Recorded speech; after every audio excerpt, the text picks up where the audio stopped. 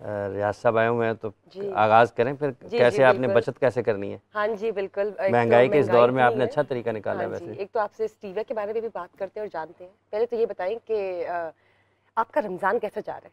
अल्हम्दुलिल्लाह बहुत अच्छा जा रहा है, शुक्र अल्हम्दुलिल्लाह। तो आप जो खुद से किचन गार्डनिंग करते हैं जी, वही चीज़ इस्तेमाल करें सहरी और इफ्तारी में? ज़्यादातर कोशिश करता हूँ जो जो मुयसर हो सके वो, तो क्योंकि इसके दो फ़ायदे हैं। एक तो ये कि मुझे ताज़ा चीज़ मिल जाती है, जिस वक्त खाना हो उस वक्त मिल जाती है, जिस वक्त पकानी हो उस वक्त ताज़ा सब्ज़ी मिल जाती है।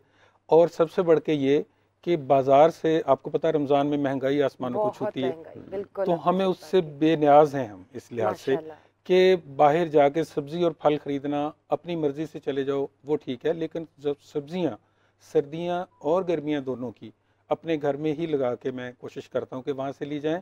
और सबसे बढ़ के ये चीज़ है कि ये ऑर्गेनिक है। बिल्कुल, ये तो बहुत बड़ा तोहफा अल्लाह की तरफ से आपको कि आपके पास घर में ही हाँ जी, इसलिए कि आपको पता है कि बाजार से जो भी हम सब्जी खरीदते हैं या फल खरीदते हैं उस पे पेस्टिसाइड का इस्तेमाल जरूर होता है, उसके बिना नहीं आती। मुझे ये बताएं, जब मैं बात करती हूँ महंगाई की, आपने महंगाई की बात की, तो इतने महंगाई के दौर में क्या छोटी छोटी चीज़ें, जैसे हम कहते हैं ना, जैसे हैक्स कि जो 5-10 मिनट या इजीली हम लोग एक्सेसिबली कर सकते हैं रमज़ान में महंगाई को महंगाई से बचने के लिए?